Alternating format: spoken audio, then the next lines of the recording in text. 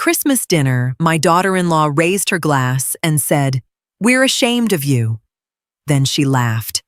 Right there, in my house, at my table, in front of her whole family. My son didn't say a word, so I stood up, folded my napkin nice and slow, looked her dead in the eye, and gave her one sentence. "By the end of January, you and Ryan are out of my house." That's when her smile finally vanished. The clink of porcelain snapped me out of my thoughts as my daughter-in-law packed my dishes into a box. "We need the room for my new dinnerware," Brooke said, not even bothering to look at me. Ryan stood there like a statue glued to his phone. 3 months earlier, they'd moved into the upstairs of my house. It was supposed to be temporary, just until they got back on their feet and saved some money. I'd said yes to help them out. What I hadn't signed up for was becoming a guest in my own home. I stared at the box, then at Brooke.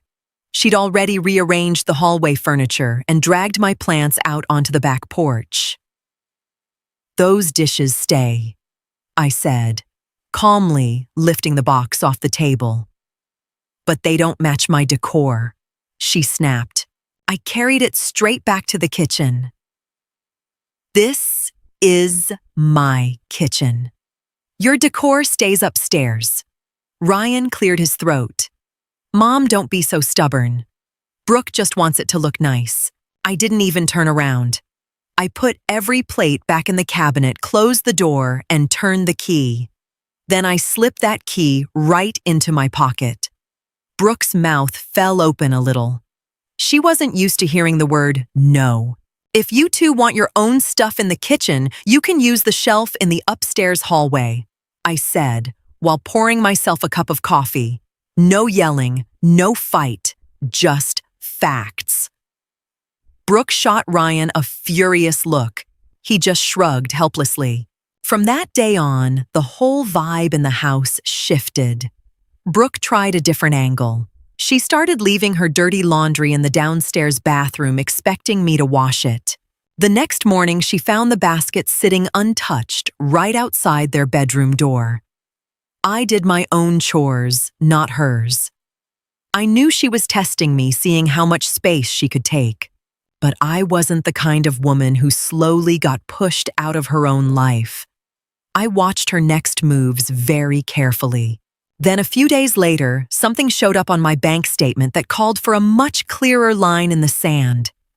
The bank letter was sitting on the kitchen table. Ryan and I had kept a joint emergency account for house stuff ever since his dad passed. It had seemed practical back then. Now I was seeing charges from fancy cosmetic stores and gourmet shops. Nothing huge, but it was the principle. Brooke had been using Ryan's card. I didn't call. I didn't yell through the house. I just put on my coat, grabbed my purse, and walked down to the branch on the corner. 10 minutes later, Ryan's card for that account was frozen. I moved the money to my personal account and closed the joint one. When I got home, they were both eating breakfast.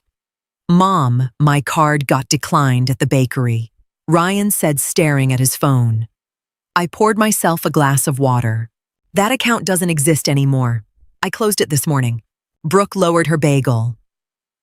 "Why? How are we supposed to pay for groceries now?" "You pay for your own groceries with your own money," I said, setting the glass down. That was an emergency house account, not for face creams and expensive wine. Ryan turned beet red. He knew exactly what I was talking about. Brooke folded her arms. "We live here, so we're part of the house. You're being really petty." "I'm being precise," I corrected her. "I'm not funding your lifestyle. From now on, your expenses are your problem." I left the kitchen and let them sit in the silence. After that, I only bought what I personally used. I even made my own shelf in the fridge. When Brooke noticed there was no milk for her coffee that weekend, she knocked on my door. I was on the couch, reading. "You didn't buy any milk," she said, accusingly. My milk will last me until Monday, I answered without looking up from my book. She slammed the door harder than necessary.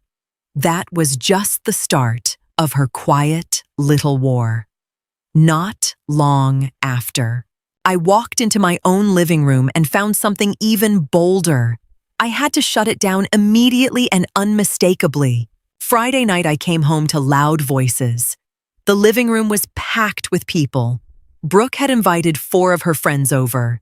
Empty wine glasses covered my coffee table, chip bags were scattered everywhere, and someone had kicked off wet shoes on my rug. Brooke looked at me like I was crashing her party. "We're having a girls' night," she called over the music.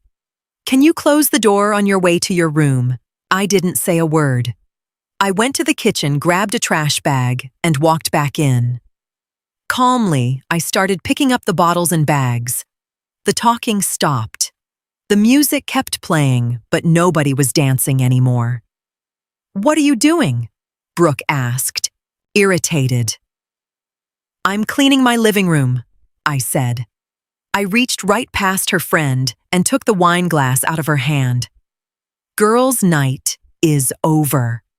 This isn't a frat house basement." Brooke's face turned red. "You can't do that. We live here too. You live upstairs," I said, matter-of-factly. "The downstairs is my private space. I never agreed to host parties here." Her friends looked mortified. One by one, they grabbed their coats and left fast. Ryan came down the stairs just as the front door shut. He saw the mess and Brooke's angry face. "Did you have to do that, Mom?" "You embarrassed her in front of her friends." I set the trash bag down and looked my son straight in the eyes. "If you don't respect someone else's home, you embarrass yourself. Starting today, the living room door stays locked when I'm not here." I took the spare key out of the drawer and put it in my pocket. I didn't argue. I went to my bedroom and closed the door. The next day, the house was icy. Brooke wouldn't speak to me. She probably thought the silent treatment would make me cave. She didn't realize her silence was actually a gift. But then, the first of the month rolled around, and with it came a brand new, completely ridiculous demand about the utility bills. Something had to give, and soon. The envelope for the water and electric share was missing.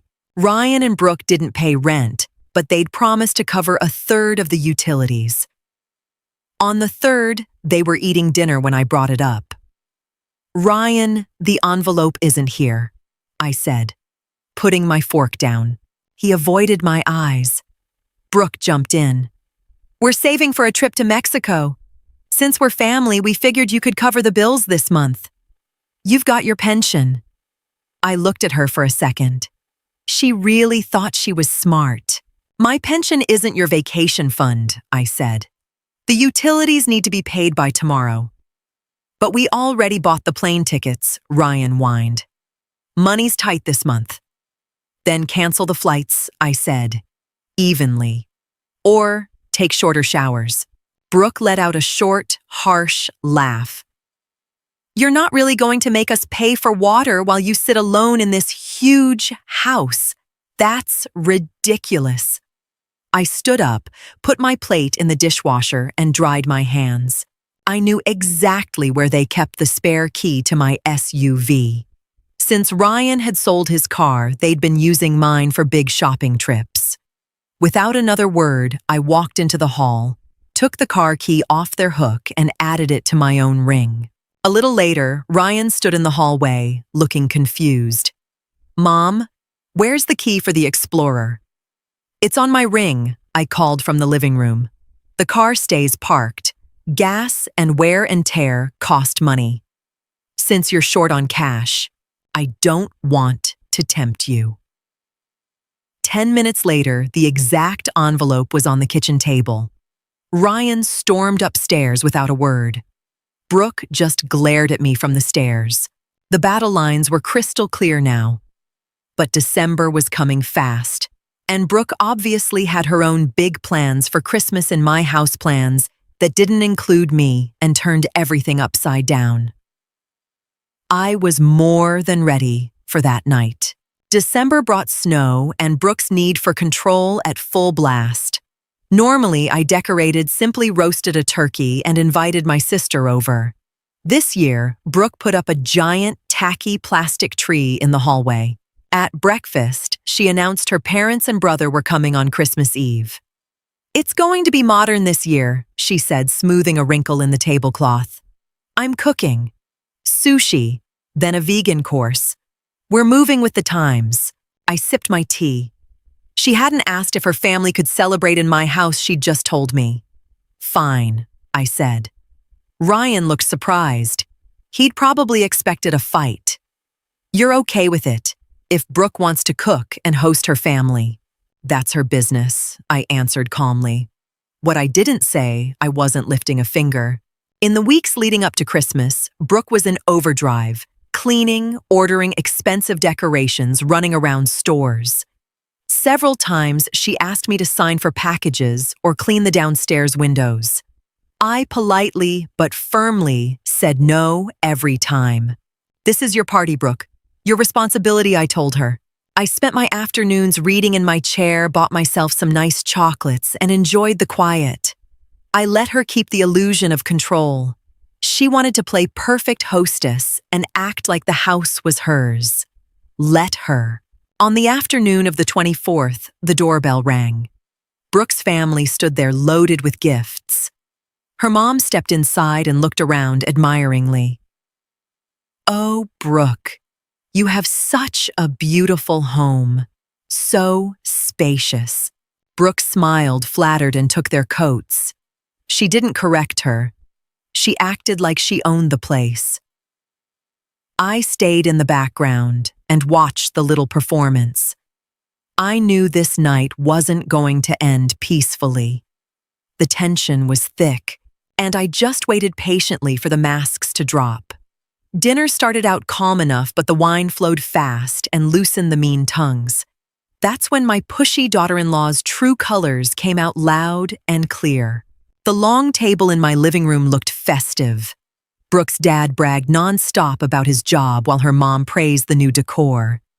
"You've really done a nice job with the downstairs, Ryan," she said, sipping her wine. "Very tasteful. Not old-fashioned at all." Ryan mumbled something and stared at his plate. He didn't have the guts to tell her it was all my furniture, my house, my taste. I ate my sushi quietly and stayed out of the conversation. Brooke soaked up the compliments. She sat at the head of the table, the spot that had always been mine. The more wine she drank, the louder and bolder she got. She talked about her work projects, their vacation plans, and how exhausting it was to keep such a big house running. Every sentence had a little jab aimed my way. "It's such a burden," Brooke said dramatically, "especially when you have to do everything yourself and get zero real help." Her mom nodded sympathetically and glanced at me. "Some people just like to relax when they get older." I wiped my mouth with my napkin. I didn't feel anger, just cold, clear calm. They wanted me to explode so I'd look like the bitter old mother-in-law. I wasn't playing their game. I was waiting for the perfect moment, because I knew Brooke couldn't resist going too far. After dessert, she stood up, tapped her glass with a fork. The clear ring silenced the table. Everyone looked at her.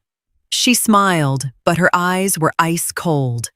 She took a deep breath for her big speech, the one that was supposed to change everything. I leaned back slowly in my chair, folded my hands, and looked straight at her. I knew exactly what was coming. It was inevitable. She needed the drama. Fine. I was ready for her worst. "I'd like to make a toast." Brooke began lifting her glass of red wine. To family, to success, and to finally finding our own place in life. Her parents smiled proudly. Ryan kept staring at the tablecloth. He could feel the tension but was too weak to step in. Brooke looked straight down at me. "We've accomplished so much this year." Ryan got promoted. We're planning our future. We're independent. She paused dramatically to make sure everyone was listening. It's just a shame not everyone in this room has the same drive.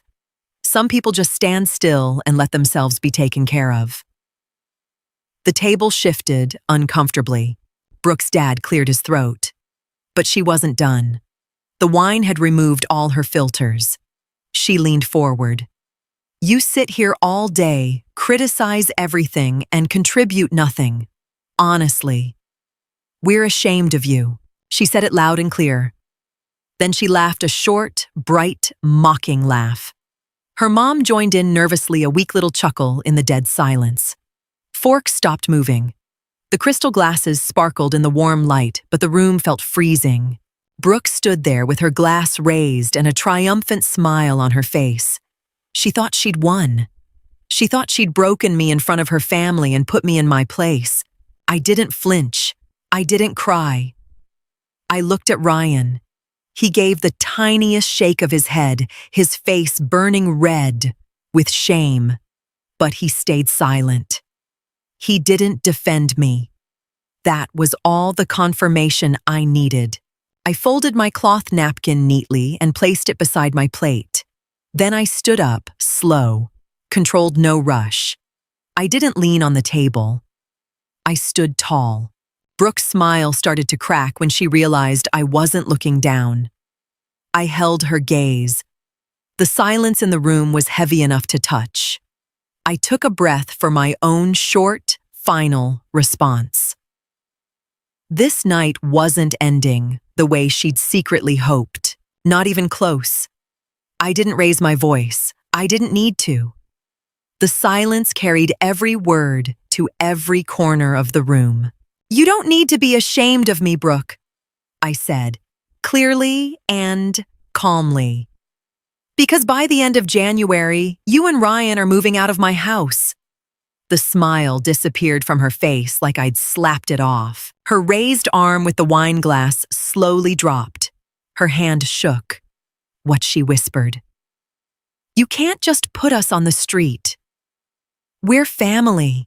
You just made it very clear how you feel about me, I replied, staying completely composed. You're both independent grown adults with jobs. There's no reason for you to live here for free anymore. Guest privileges are officially over.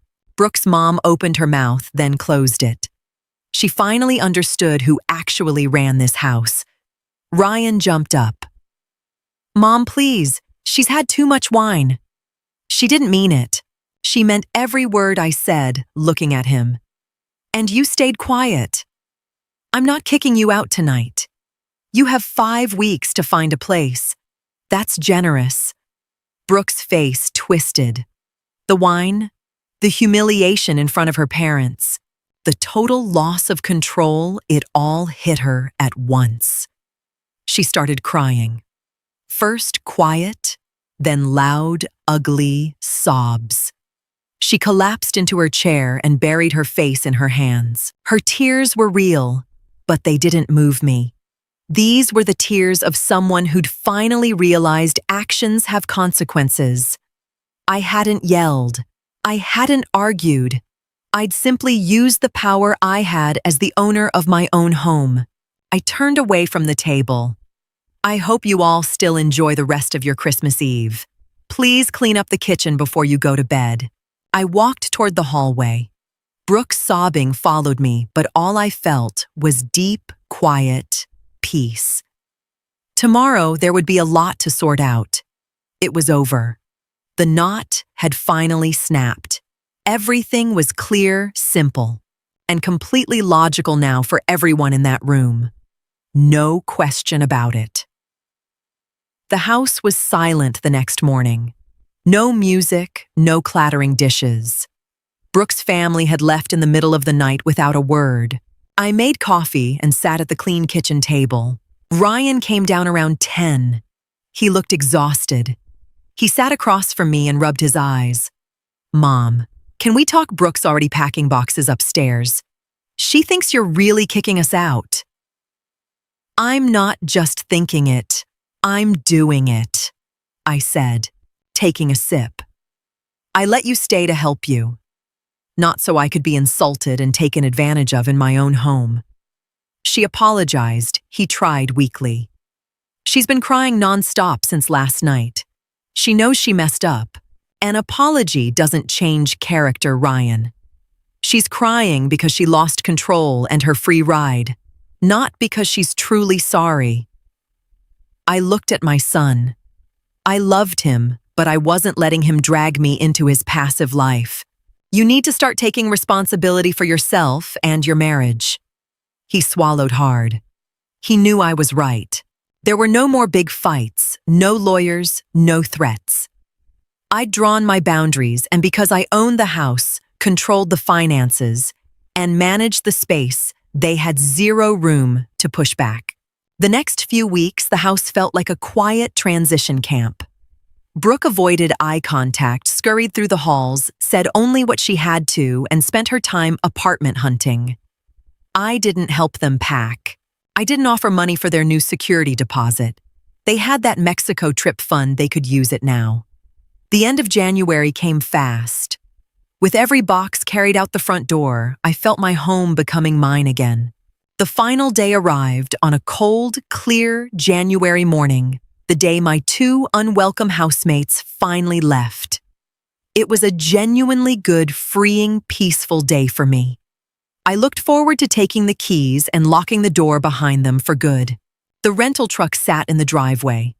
Ryan loaded the last boxes. Brooke was already in the passenger seat, staring straight ahead. They'd found a small apartment on the edge of town, no backyard, no big hallway, no mother-in-law they could ignore.